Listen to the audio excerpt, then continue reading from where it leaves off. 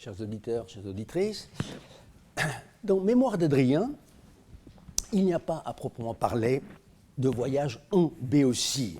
Ce toponyme même y est absent et aucune cité béotienne ne s'y trouve mentionnée nommément, comme si ce pays en tant que tel n'avait pu retenir l'attention de l'empereur. Pourtant, on l'a vu, Marguerite Yourcenar admet qu'à l'occasion de son séjour athénien aux alentours de 112, Adrien était allé rendre visite à Plutarque, ce qui implique un déplacement à Chéronée, où depuis longtemps le vieux philosophe s'était retiré, afin que sa petite patrie, disait-il joliment, ne fût pas plus petite encore du fait de son absence. Yourcenar met d'autre part le devin Trophonios au nombre des divinités que l'empereur aurait eu l'audace de consulter, ce qui suppose un passage par la petite ville, non pas si petite, de Lébadée, proche voisine de Chéronée. Enfin et surtout, elle évoque une partie de chasse faite dans le massif de l'Hélicon, un peu au sud, aux confins de la Béotie et de la Phocide. Ce n'est donc pas nécessairement par dédain à l'égard des Béotiens, injustement tenus, on le sait, pour des paysans lourdeaux et incultes, que le moderne auteur des mémoires s'est abstenu de faire voyager l'empereur à travers leur pays. La raison principale est que ces sources ne lui fournissaient pas une matière suffisante. De l'ouvrage de référence sur Adrien qui était pour elle, et pas seulement pour elle, on l'a vu, les Untersuchungen de Wilhelm Weber, elle pouvait tout au plus inférer que l'empereur avait dû atteindre la Béotie en 124, après un long voyage qui, au départ de l'Asie mineure, l'aurait conduit par la Thrace et la Macédoine jusqu'au pied de l'Olympe, d'où il serait redescendu vers le sud en direction des Thermopyles, comme jadis l'envahisseur perse, pour atteindre finalement Athènes. Mais cette reconstitution de l'itinéraire grec d'Adrien faisait peu de cas de l'histoire auguste, selon laquelle l'empereur s'était rendu d'Asie en Achaïe par mer, à travers les îles, per Asiam et insulas ad Achaïam navigavit, chapitre 13. C'est pourquoi, sans doute, Marguerite Yourcenar a pris ici quelques libertés avec le schéma de l'érudit allemand. Certes, là encore, dans son sillage, elle a tenu à faire aller Adrien jusqu'au défilé de Tempé, marquant la frontière entre la Macédoine et la Thessalie, car c'est de son séjour dans ce lieu célèbre, tout imprégné de mythologie apollinienne et delphique, que serait venue à l'empereur l'idée de donner le nom de Tempé à un espace de la villa de Tibur, là encore d'après l'histoire auguste. Mais ensuite, et très discrètement, elle le fait prendre la mer, puisque au cours de ce voyage, le long de la côte, le baie blonde, dit-elle, précéda l'Attique couleur de rose. Autrement dit, Adrien serait bel et bien arrivé à Athènes par voie de mer, conformément au témoignage du biographe latin, sans avoir touché à la Grèce centrale. C'est donc toute la tournée des cités béotiennes qui, dans les mémoires, a fait les frais de ce raccourcissement drastique de la partie terrestre, peut-on dire, du voyage de 124, qui de fait a dû se dérouler assez différemment depuis Éphèse. Est-ce à dire que la Béotie soit en passe d'être complètement rayée des itinera principis? En réalité, il est un épisode béotien que l'auteur des mémoires ne pouvait pas manquer d'évoquer. C'est l'excursion à Thespie qu'implique une célèbre dédicace d'Adrien au dieu Eros.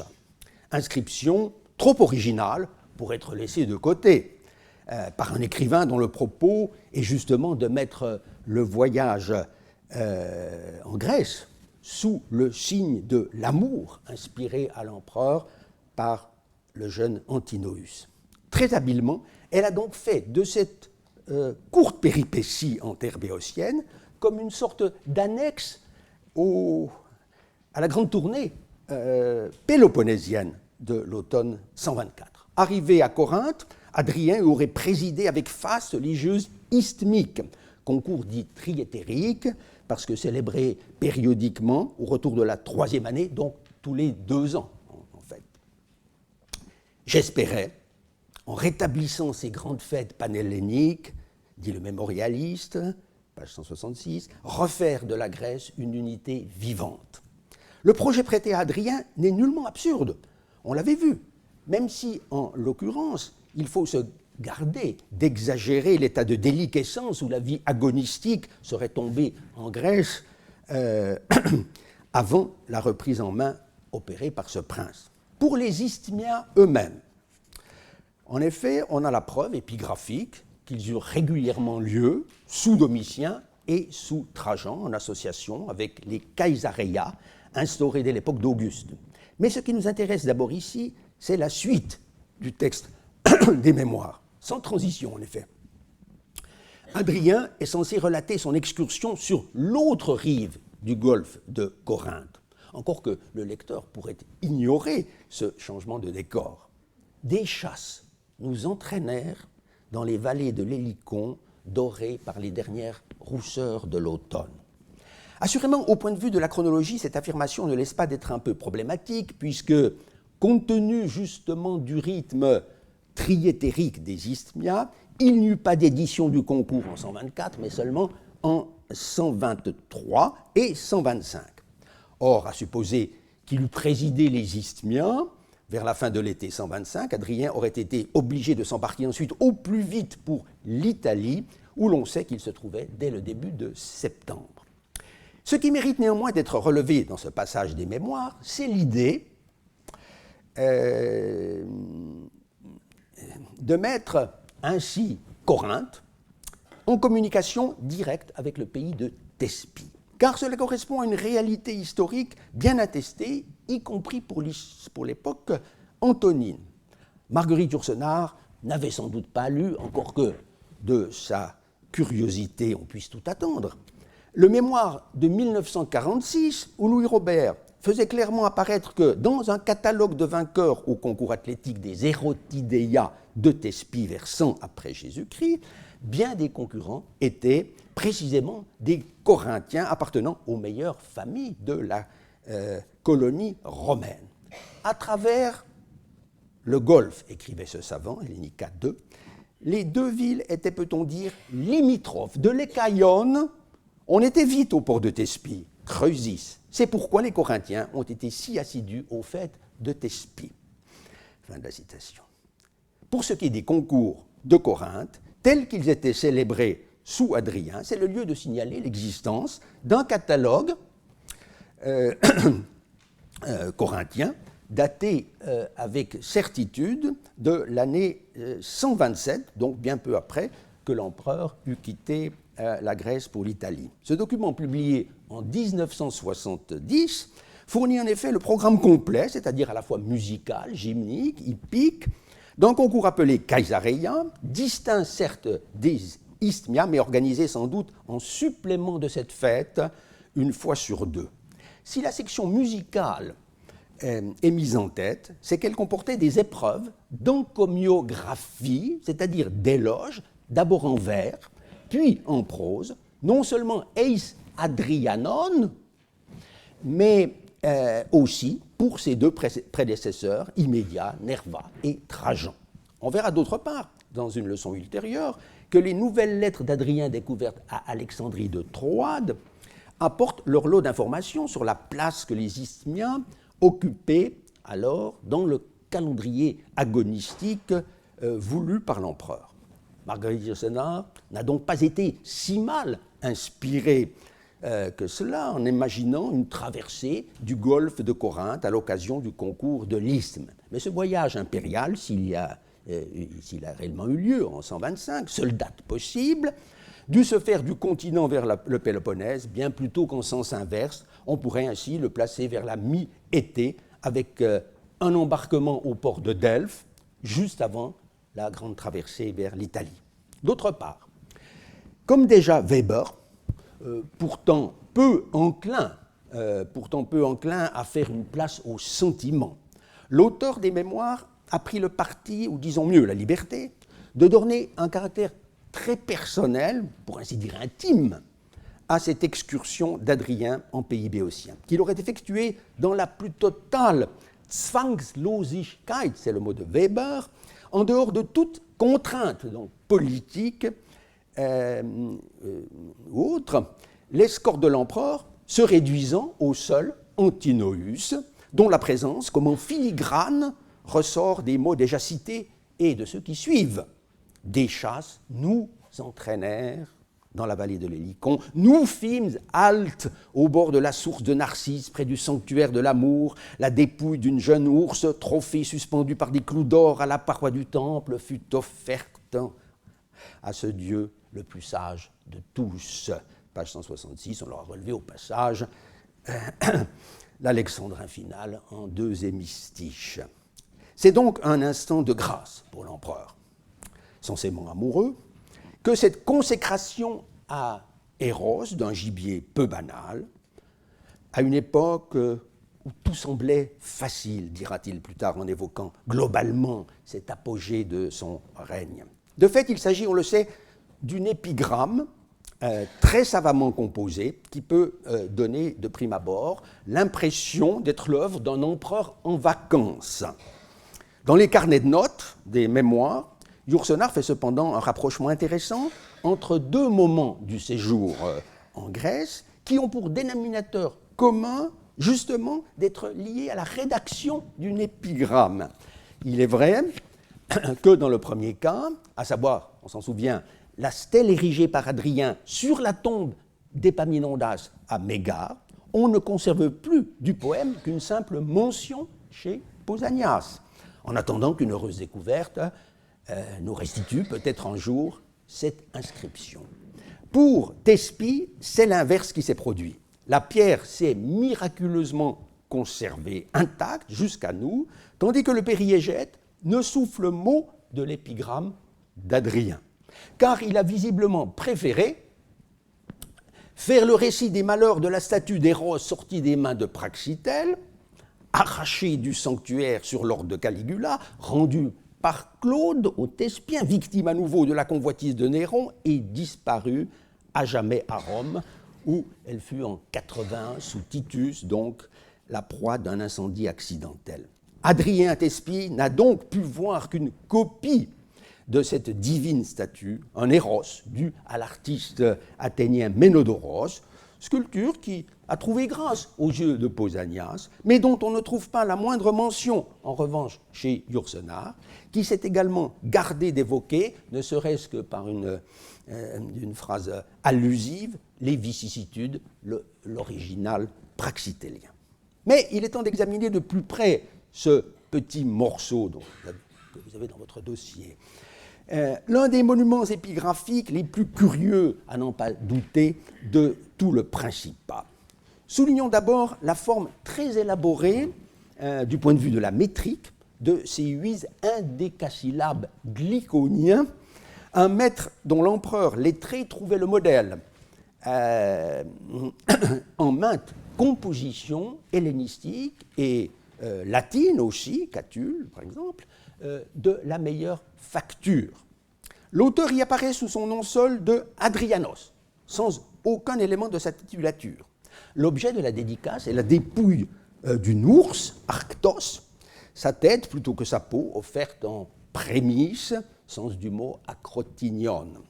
Animal que l'empereur avait abattu lui-même, autos, du haut de sa monture Hippotène.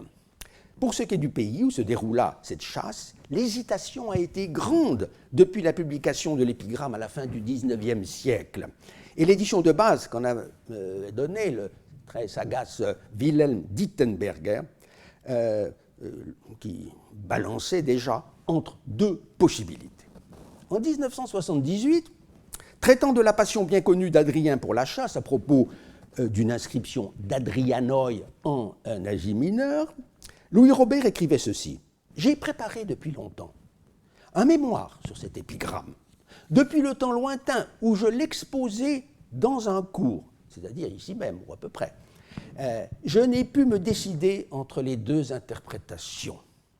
Consécration à Thespie de la tête de l'ours tué en Mysie, ou, comme l'ont admis la plupart des éditeurs, le plus souvent sans études précises, ours tué sur l'Hélicon.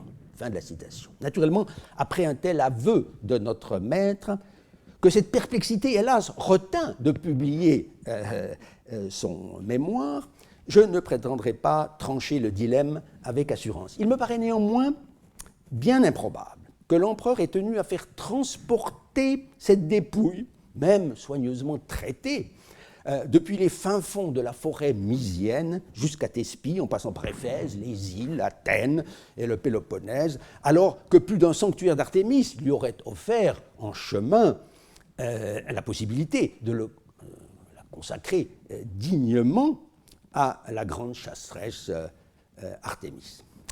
Admettre le contraire ne reviendrait-il pas à penser que le sanctuaire d'Éros à Thespie avait une telle renommée sur le plan synégétique que le choix en faveur de cette divinité s'imposait absolument, quelles que fussent les difficultés pratiques de la conservation et du transport. Or, rien n'indique que tel fut le cas. Il semble donc raisonnable de renoncer à la Mysie, puisque l'épigramme n'interdit pas, loin de là, de songer à une chasse pratiquée en Béotie même. Tout n'est certes pas réglé pour autant. Pourquoi Adrien, en excursion dans le pays thespien, fait-il le choix du petit Éros, dieu des élans amoureux en principe, comme divinité idoine à recevoir la dépouille d'un animal tué peu auparavant? Il faut écarter, je crois, la solution à première vue la plus aisée, celle qu'a retenue en fait Marguerite Yourcenar, qui consiste à expliquer la chose par un simple rapport de voisinage. La vallée de l'Hélicon, théâtre de la chasse, aurait été voisine de la source de Narcisse, elle-même située, dit l'auteur, près du sanctuaire de l'amour. Car en fait, le Hieron d'Éros n'était nullement un sanctuaire campagnard. Cela ressort très clairement de la description de Pausanias, qui le localise sans ambiguïté en pleine ville de Thespie, livre 9, chapitre 27. Là où avait lieu également, on le verra encore, la fête en l'honneur du petit Éros, les Érotidéia. Quand donc, au vers 2 de l'épigramme, s'adressant à ce dieu, Adrien écrit Thespiais heliconiaisi naion.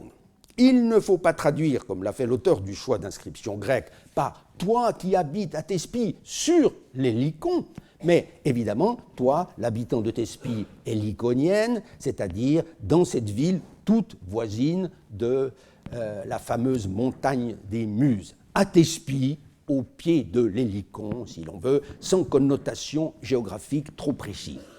On relèvera au surplus que l'inscription n'a pas été trouvée, comme tant d'autres pierres thespiennes, dans le vallon des Muses, mais remployée dans un village abandonné du nom de Tatetza, à l'ouest du site archéologique de Thespie. Intégrée sans doute dans un mur, cette plaque intacte, avec son joli cadre mouluré, doit donc provenir du sanctuaire d'Éros, situé en ville même. Mais, objectera-t-on peut-être, la mention du jardin fleuri de Narcisse au vers 3, Narcissou parakepon anteonta, n'évoque-t-elle pas un paysage agreste justifiant en quelque sorte la relation topographique adoptée dans Mémoire d'Adrien? Il faut noter cependant que l'empereur n'entend nullement établir un rapport de proximité entre le domicile d'Éros et le jardin de Narcisse. Le dieu, Éros, est dit habiter Thespie, cette ville des Muses héliconiennes, qu'a rendu célèbre aussi le mythe de Narcisse, puisqu'à cette époque, Narcissos était regardé comme thespieuse, thespien. Pausanias, assurément, situe la métamorphose du malheureux jeune homme au bord d'une source, Pégée, que l'on montrait encore de son temps, dans le territoire de Thespie, à la campagne donc. Mais pour Conon, un auteur plus ancien, cet épisode a pour théâtre la ville même de Thespie et une fontaine construite, Crénée.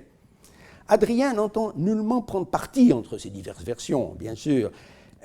En tout cas, il ne dit pas que la consécration ait été faite au jardin fleuri de Narcisse. Sur ce point, je m'écarterai assez résolument de la formulation retenue par Louis Robert.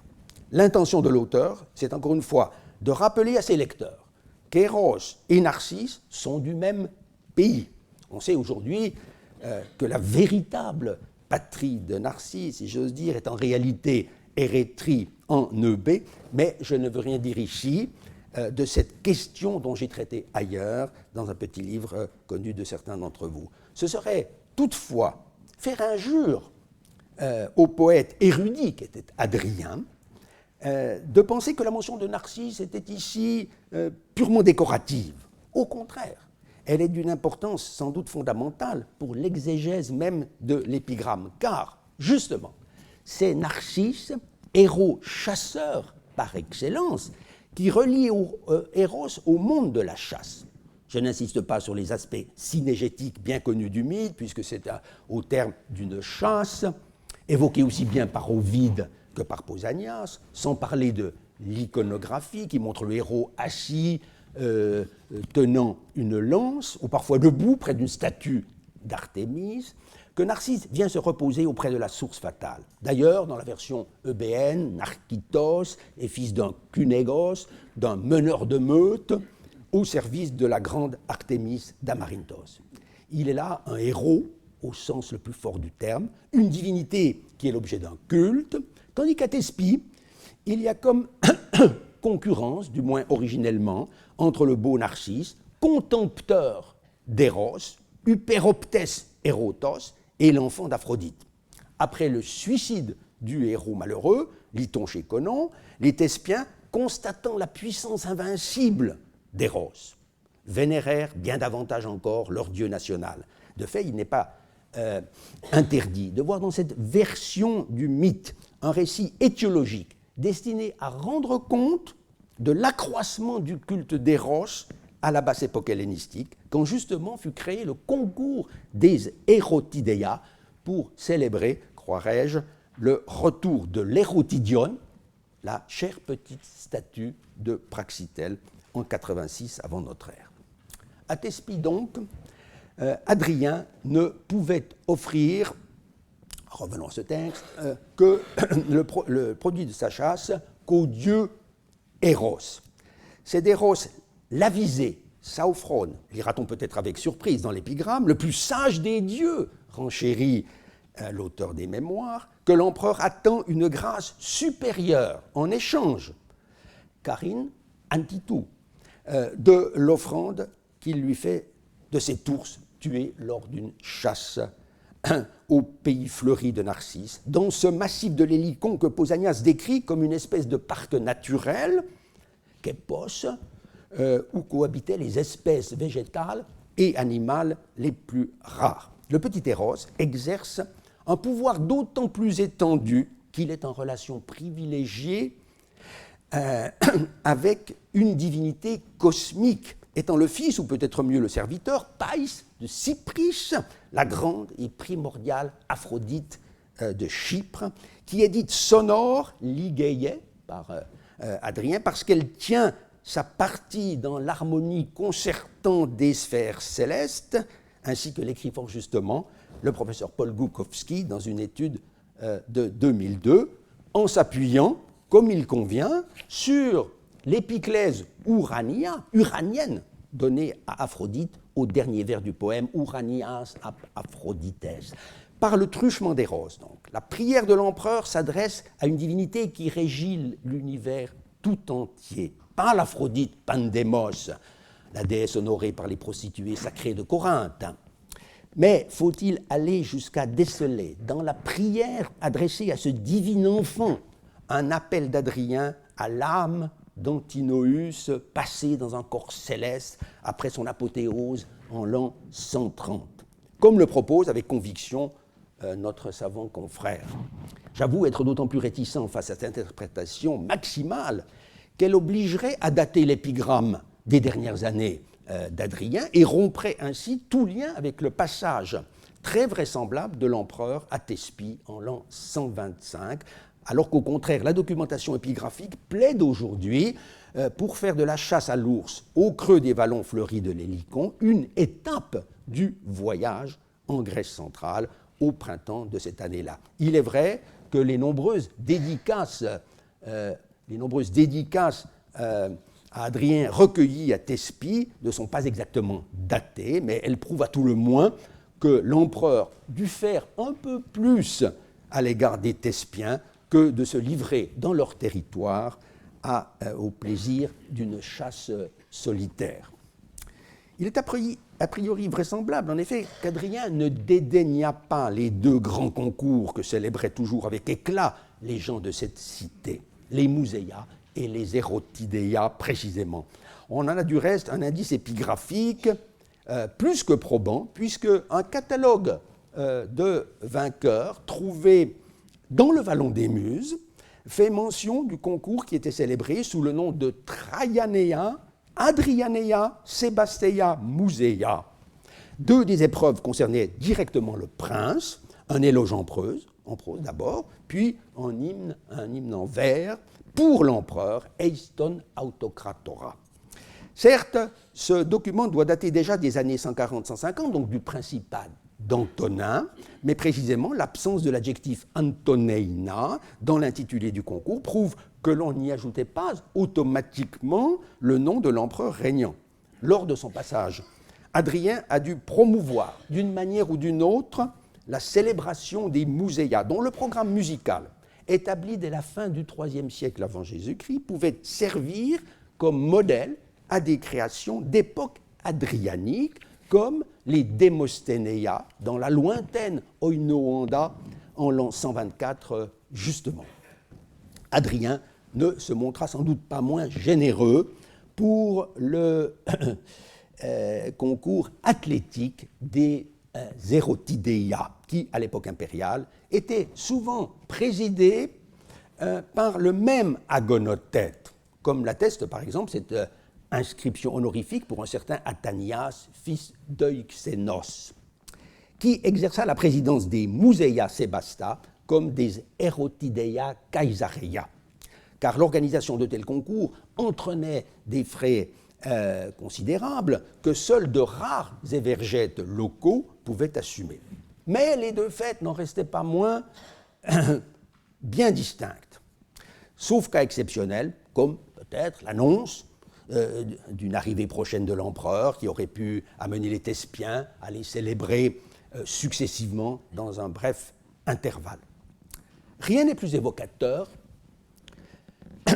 en tout cas, de l'atmosphère qui régnait lors de ces fêtes que le préambule du dialogue sur l'amour, composé par Plutarque au début du règne d'Adrien. Vous avez un extrait de ce texte. Récit plein de charme, dont on s'étonne presque que Marguerite Yourcenar n'ait pas cherché à exploiter quelques éléments pour donner un peu plus de consistance au passage de l'empereur en pays thespien. La première phrase du dialogue a bien souvent trompé les lecteurs.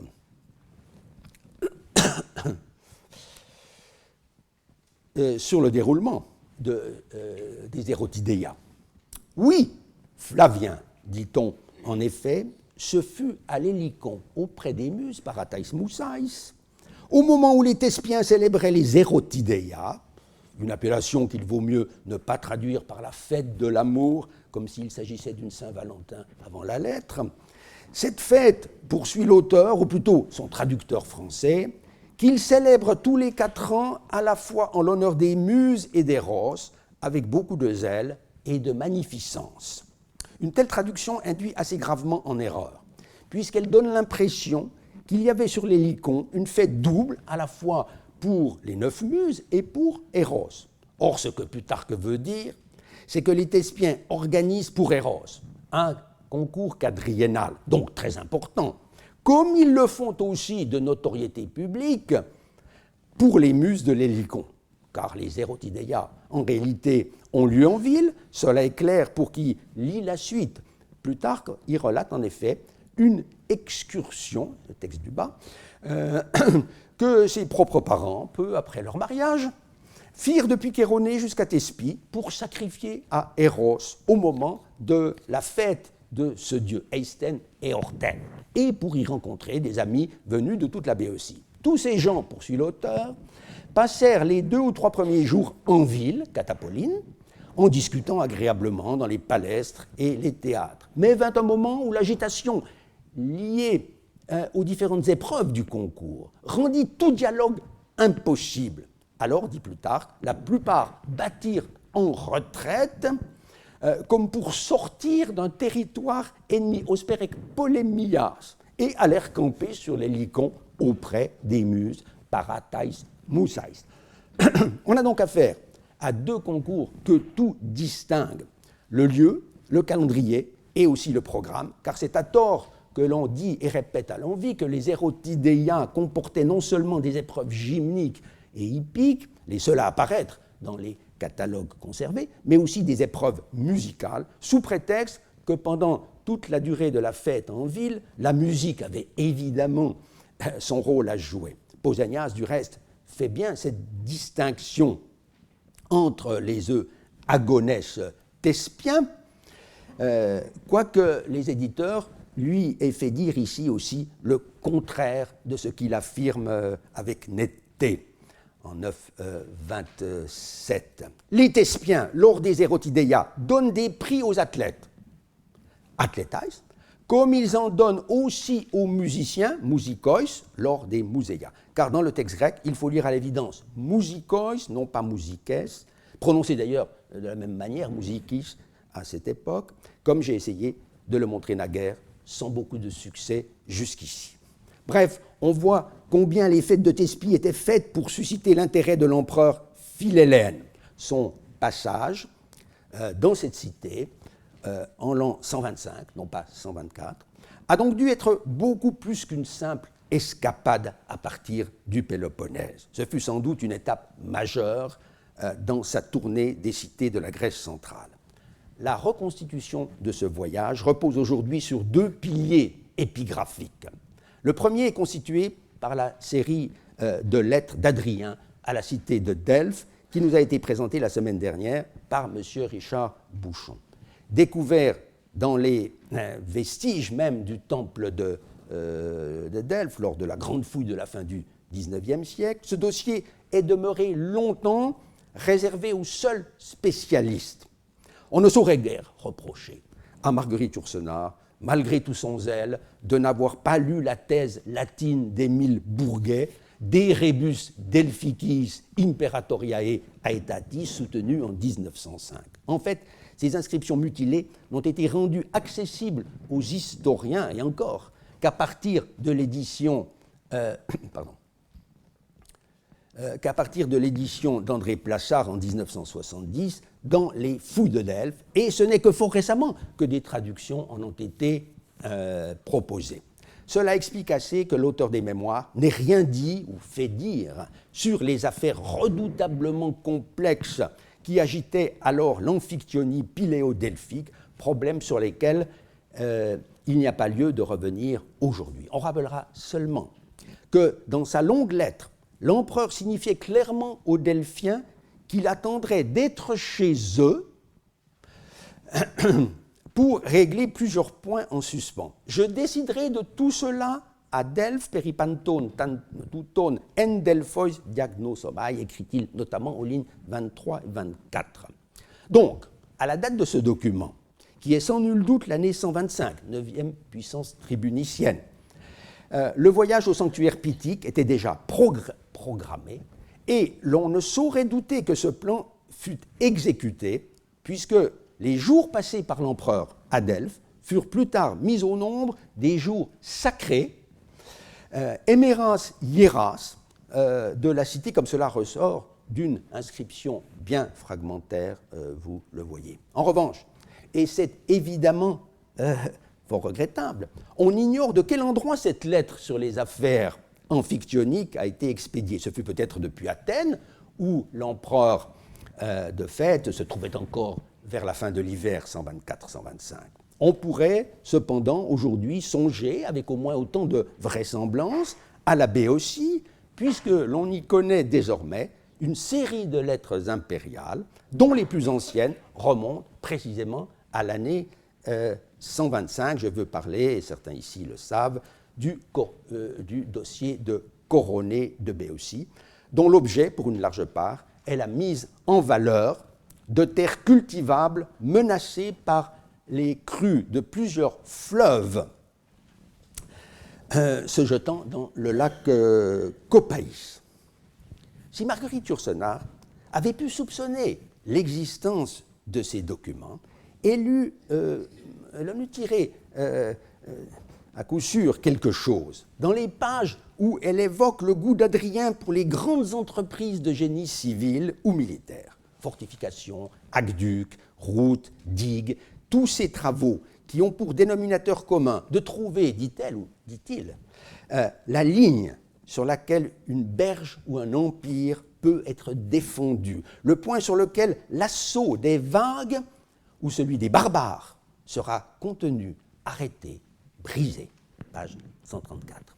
Certes, si je vois bien, elle est muette sur le creusement d'un fleuve émissaire pour les eaux du lac Fucin, Lago Fucino, au cœur de l'Italie, opération dont pourtant l'histoire auguste faisait une mention très rapide. Mais c'est peut-être parce que l'essentiel dans ce cas-là avait été déjà réalisé par l'empereur Claude, comme le rapportent en détail Suétone et Tacite, affaire qui avait d'ailleurs failli tourner au désastre. Mais venons-en aux inscriptions de Coronet. Une plaque en 2 morceaux, copiée dans un village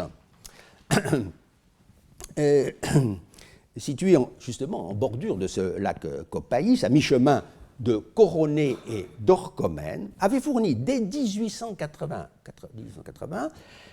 2 lettres de l'empereur Antonin. La première n'était certes qu'un bref message en réponse aux condoléances, en même temps qu'aux félicitations par lesquelles les gens de Coronet, avec ce sens des convenances caractéristiques des Grecs, preponta elesin anthropois, relève Antonin, avait salué l'avènement du nouvel empereur à la mort d'Adrien en juillet 138. Cette réponse flattait évidemment l'amour-propre des Coronéens. Mais dans la seconde lettre, nettement plus substantielle, et d'ailleurs bien postérieure, Antonin leur communiquait sa décision concernant un conflit territorial entre Coronet et sa voisine méridionale Thisbé sur l'autre versant de l'Hélicon, conflit sur lequel Adrien s'était prononcé autrefois dans une lettre que le nouvel empereur citait en partie sans en indiquer la date précise. Un autre fragment appartenant au même ensemble fut copié par le très diligent épigraphiste allemand Lolling au lieu dit Ponza, dans les ruines d'un monastère assez proche du site de Coronet. L'endroit lui livrait aussi diverses bases impériales, que vous avez à droite, dont 2 pour Adrien, mais malaisées à exploiter sur le plan historique. Or, c'est là précisément qu'une génération plus tard, en 1919, l'archéologue Nikolaos Papadakis devait découvrir 4 grandes plaques ou carreaux de marbre portant, dans la même gravure exactement, d'autres lettres du dossier de Coronet. Mais ce savant mourut en 1942 sans avoir eu la possibilité de faire autre chose que de signaler sa découverte, dont le souvenir même s'estompa durant les années de la guerre et de l'après-guerre, si dramatique pour la Grèce. Une première redécouverte, non suivie d'effet, eut lieu vers 1950, puis une seconde en 1970, mais qui généra 10 ans durant un conflit de propriété scientifique, ce qui explique en partie que la première édition n'en était donnée qu'en 1982, dans un article du reste incomplet et assez médiocre, alors qu'un tel dossier eût mérité de faire l'objet d'un beau livre. On comprend ainsi pourquoi l'auteur des mémoires n'eut pas connaissance de ce dossier, qui l'aurait à coup sûr intéressé. Car c'est d'Adrien qu'émanait près de la moitié de ces lettres impériales, adressées le plus souvent à la cité de Coronet. 2 de ces lettres dataient de la 9e puissance tribunicienne, donc de 125 exactement, comme celle de Delphes, sur l'Amphiktyonie, tandis qu'au moins une était de 10 ans postérieure, écrite seulement en 135. C'est la lettre du bas.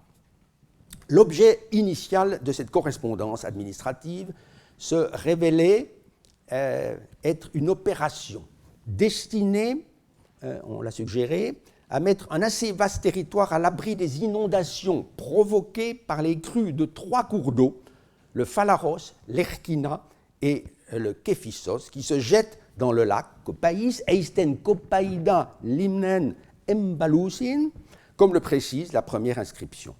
Cette appellation même est notable car il ressort des témoignages de Strabon et de Pausanias encore que le lac, dans sa partie occidentale, portait plutôt le nom de Képhissis, tandis qu'il s'appelait Aliartis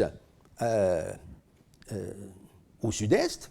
Si donc, dès l'époque d'Adrien, le nom Kopaïs, tiré de la petite ville de Kopaï, à l'autre extrémité du bassin, s'appliquait officiellement à l'ensemble de la zone lacustre ou palustre, cela pourrait signifier que ce lac, asséché vers la fin du XIXe siècle seulement, se présentait alors, à la mauvaise saison du moins, comme une vaste surface aquatique occupant tout le bassin. La plus ancienne des lettres conservées montre clairement que l'empereur s'entretint avec des experts en questions hydrauliques, des épistémones, pour évaluer le coût et l'efficacité des travaux qu'il entendait mener. On verra tout à l'heure au séminaire quelle idée il est possible de s'en faire, la zone visée étant identifiable. Une chose paraît claire, c'est que l'opération était délicate, puisqu'en 135 encore, donc vers la fin de son règne, Adrien devait annoncer aux Coronéens, texte du haut, qu'il avait confié à un haut personnage, qualifié par lui d'illustre ami, au Cratistophilo, selon l'usage, le soin d'aller examiner sur place l'état des travaux d'endiguement du Phalaros. Or, ce consulaire, Lucius Aemilius Juncus, est bien connu par des documents d'Athènes et de Sparte, et il se trouve mieux connu encore depuis qu'une inscription de Delphes, publiée en 1937, a fait connaître son titre de Diortoteston Eleuteron Démon, c'est-à-dire de Corrector Liberarum Civitatum dans la province d'Achaïe, sans qu'il en ait été pour autant gouverneur. Ce qu'ont bien montré nos collègues parisiens Jean-Louis Ferrari et Denis Rousset en rééditant l'inscription de Delphes en 1998. Mais la lettre d'Adrien à Coroné n'en a pas moins un très grand intérêt pour la carrière d'Aemilius Juncus, puisque c'est elle qui a fourni le point d'accrochage le plus solide sur l'année 135 pour dater la mission en Grèce de ce haut magistrat. D'autre part et surtout, le dossier béotien nous a appris une chose, c'est le texte d'en bas, jusque-là complètement ignorée, c'est que les Coronéens jouissaient alors du statut enviable de cité libre, alors que leur premier contact avec Rome en l'an 171 avant Jésus-Christ avait été tout sauf amicaux. On peut admettre qu'au 1er siècle de notre ère encore, la ville n'était pas autonome, puisque en Béotie, Pline l'Ancien ne connaît que 2 civitates liberae, à savoir Thespie et Tanagra. De fait, il ressort assez clairement du dossier que ce sont les premiers Antonins qui ont accordé ce statut aux Coronéens. Car, dans la lettre la plus récente, datable de l'année 161, les 2 empereurs associés Marc Aurèle et Lucius Verus confirment les privilèges accordés par leurs prédécesseurs, ou plus exactement par leurs progonoi, leurs ancêtres, ce qui ne peut désigner que Nerva, Trajan et Adrien. Or, il me semble aujourd'hui permis de risquer une hypothèse sur le pourquoi de ce changement de statut qui pourrait du même coup rendre compte de la sollicitude très spéciale d'Adrien envers les Coronéens, alors que les cités voisines, Thisbé, Orchomène, les Badées, furent apparemment moins bien traitées, même si les travaux entrepris sur les berges du Copaïs les touchaient directement, ou du moins indirectement, comme on le voit dans le cas de Thisbé. Il ne faut pas oublier en effet que le territoire de Coroné, traversé par la route la plus directe d'Athènes à Delphes, abritait le temple d'Athéna Itonia, divinité tutélaire de l'ethnos béotien, le seul des 3 grands sanctuaires fédéraux de l'époque hellénistique à avoir survécu, puisque l'Alalcoménion, tout voisin, à l'est, et le Poséidonion d'Onchestos, situé un peu plus loin, mais toujours sur cette même rive du Copaïs, avaient complètement sombré, eux, depuis 2 siècles. Or, il y a des indices que l'Itonion connut sous l'Empire un accroissement de prestige à l'échelon de la province d'Achaïe. On connaissait depuis longtemps une base impériale à Mamoura, village qui a livré par ailleurs plusieurs documents provenant, à n'en pas douter, de l'Itonion, lequel, notons-le, reste à découvrir à quelques kilomètres au nord-est de l'acropole de Coroné, mais non pas certes au pied de cette colline, comme a pu le faire accroire l'assurance de l'archéologue qui naguère mit au jour un petit sanctuaire en cet endroit. Or, l'inscription en question sort de l'ordinaire, excusez-moi, parce qu'elle émane non pas de la cité des Coronéens, ni non plus du koinon boioton, toujours existant, mais d'un ensemble de peuples de la Grèce centrale et du Péloponnèse, formant ce koinon des Panachéens, dont on a dit un mot la semaine dernière à propos d'Argos, à savoir les Achéens proprement dit, les Béotiens, les Eubéens, les Locriens, les Phocidiens et sans doute encore les Doriens ou habitants de la Doride. Depuis plus d'un siècle, on estimait que l'empereur honoré par cette statue était Claude, donc vers 50 après Jésus-Christ. Et comme cette association de peuples semblait n'avoir laissé aucune trace de son existence après la fin du règne de Néron en 68, les meilleurs connaisseurs de la Grèce d'époque impériale en ont conclu que, dès l'époque des Flaviens, une simplification de cette structure s'était faite à l'avantage des seuls Achéens. Or, il y a peu d'années, il m'a été possible de raccorder à ce fragment perdu depuis longtemps un autre fragment de base impériale copié vers 1960 dans ce même village de Mamoura et attribué à l'empereur Nerva par son inventeur, l'épigraphiste américain Kendrick Pritchett. Aujourd'hui, publié, le raccord des 2 fragments prouve de façon indubitable qu'en réalité la base était pour Trajan au début de son principat vers 100 de notre ère. À cette date, par conséquent, l'association des koinas de l'Achaïe existait toujours et l'Itonion était nécessairement l'un des lieux où l'on célébrait le culte impérial à l'échelon provincial, au même titre que le sanctuaire de l'Isthme et celui d'Argos surtout. Il me semble donc clair que, sous les Antonins encore, l'Athéna Ionia de Coroné conservait un grand prestige, comme le suggèrent d'ailleurs d'autres indices. Et c'est en liaison avec cela qu'il faut, je pense, mettre l'accession de Coroné au statut de ville libre sous Trajan, déjà très probablement.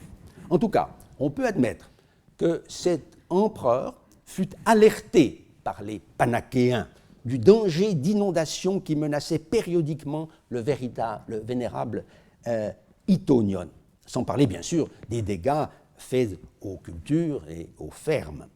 Arrivé sur les lieux en 125, Adrien ne put que constater la réalité du danger, car, comme l'écrit Pausanias, qui n'a rien su ou rien voulu dire de l'entreprise menée en Béotie par les empereurs de son temps, si du Laphistion, c'est-à-dire de la montagne séparant l'Ébadé de Coroné, on descend en direction du sanctuaire d'Athéna Itonia, on rencontre la rivière Phalaros, qui se jette là, dans le lac Képhissis, au chapitre 34 du livre 9. Or, ce potamos Phalaros est justement, on l'a vu, l'un des petits fleuves coronéens dont l'endiguement commença en 125 et se poursuivait encore en 135, quand il fallut faire appui au consulaire Aemilius Juncus pour accélérer les opérations. Concluons cette leçon en esquissant ce qu'a pu être, au vu des données nouvelles, le véritable itinéraire d'Adrien en Béotie. Le plus simple, jusqu'à preuve du contraire, c'est de supposer un voyage depuis Athènes au début du printemps 125. à défaut de pouvoir déterminer par quelle route il entra dans ce pays, le parti le plus raisonnable est de lui faire emprunter depuis Éleusis en Attique le col du Cithéron en direction de Platée. Rappelons que c'est précisément par là que Pausanias commence sa périégèse béotienne.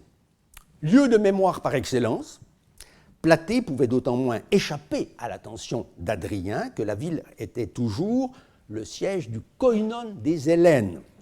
De ceux d'entre eux, en tout cas, qui pouvaient se flatter d'avoir repoussé l'invasion perse un demi-millénaire plus tôt. On sait que le concours des Éleuthérias y était célébré encore avec le titre d'Aristos Helléno, le meilleur des Grecs, conféré aux vainqueurs à la course en armes, comme avait su le démontrer le jeune Louis Robert. J'en avais traité en 2005 à propos de la description de Platée chez Pausanias. Au surplus, une inscription de Delphes, mais, vous l'avez sous les yeux, mais hors de doute, l'attachement d'Adrien pour ce sanctuaire, puisque c'est un témoignage de reconnaissance des Grecs qui se réunissent à Platée, oi is Plataias Suniontes, à l'égard de l'empereur, ayant protégé et entouré de ses soins la Grèce qui lui appartient, ou la Grèce qui lui est chère, toi Rousamenoi, kai trepsanti ten heautu elada. Expression qui n'est point banale. Adrien a pu éventuellement assister à la joute oratoire, ou dialogos, entre Athéniens et Lacédémoniens pour obtenir la préséance pro Pompeia dans la procession vers Platée, rite dont les attestations dans l'épigraphie attique de la seconde moitié du IIe siècle de notre ère ont été utilement réunies par Nicholas Robertson dans la revue Hesperia 1986. On reviendra à propos du fameux Panhellénion créé en 131 sur le modèle que put offrir à Adrien cette association regroupant justement à Platée les plus valeureuses des cités grecques.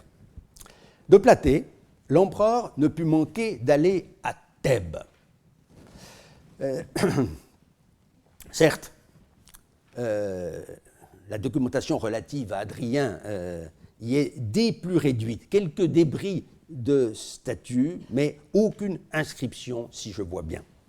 Certes, la cité de Thèbes était alors appauvrie, mais elle demeurait un nœud routier de grande importance et surtout l'héritière d'un incomparable patrimoine culturel. Comment Adrien aurait-il pu ignorer la patrie reconnue de deux divinités majeures du panthéon hellénique, Dionysos et Héraclès, Thebae, duorum numinum, liberi atque Herculis ut volunt patria, comme dit Pline l'Ancien, livre 4, chapitre 25. La ville d'Édipe et d'Antigone, la patrie de Pindare, la cité d'Épaminondas, ce héros que l'empereur visiblement chérissait à l'égal de Plutarque. L'épigraphie nous enseignera un jour, on peut y compter, ce que l'empereur a fait pour cette ville dont l'histoire n'était certes pas sans tache, mais qui ne pouvait laisser indifférent un amateur aussi passionné de littérature et de poésie grecque. De Thèbes, Adrien put se rendre assez aisément à Thespie. Pour atteindre ensuite le Copaïs, il a pu passer par le vallon des Muses et prendre la route permettant de rejoindre Aliarte, une ville à propos de laquelle il aurait pu dire de façon plus pertinente encore que pour Corinthe que la trace de nos crimes restait partout visible. Car il ne pouvait se méprendre, à la différence du trop naïf Pausanias, sur l'identité des destructeurs d'Aliarte, non pas les Perses en 480, mais les Romains en 171. Il est exclu en tout cas que la cité d'Aliarte lui ait élevé une statue, ainsi qu'on l'infère aujourd'hui encore, d'une inscription copiée jadis au monastère d'Evangelistria, qui est à une douzaine de kilomètres dans la montagne, mais qui émane cette inscription à coup sûr d'une autre cité.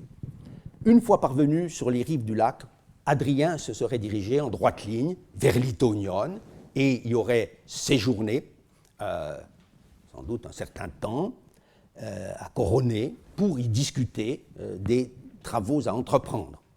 Un passage par l'Ébadé,